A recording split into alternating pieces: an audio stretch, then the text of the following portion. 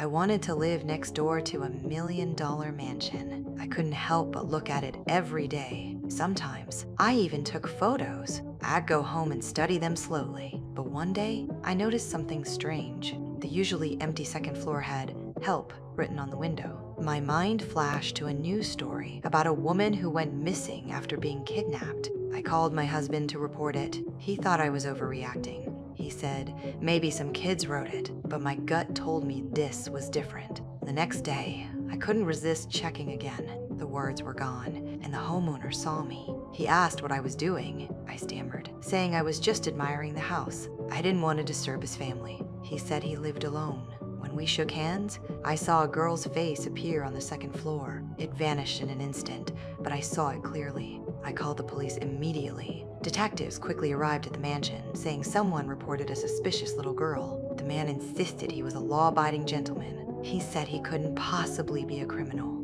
Then he showed a doll, claiming it belonged to his late mother. He suggested the report was a misunderstanding. The detectives found no other evidence and closed the investigation. They notified me of the results, but I didn't believe it. My husband said it was too dangerous and forbade me from getting involved. The next day, when my husband went on a business trip, I went to the mansion alone. The homeowner saw me again. I admitted I was the one who reported him and apologized for disturbing him. He immediately noticed my distrust. He invited me in to check things, showing the doll again. I could tell he was lying, but I admitted I might have been mistaken. Just as I was about to leave, I turned and ran, but he caught me and knocked me out. When I woke up, I was trapped in a basement. 2 other women were there with me. I learned their stories. The older woman, Kara, had been imprisoned for 11 years. The other, Jenny, had been there for 10 years and had a daughter with him, the girl I saw at the window. I asked why they never tried to escape. They said escape was impossible. I didn't believe them. Then we heard his footsteps above.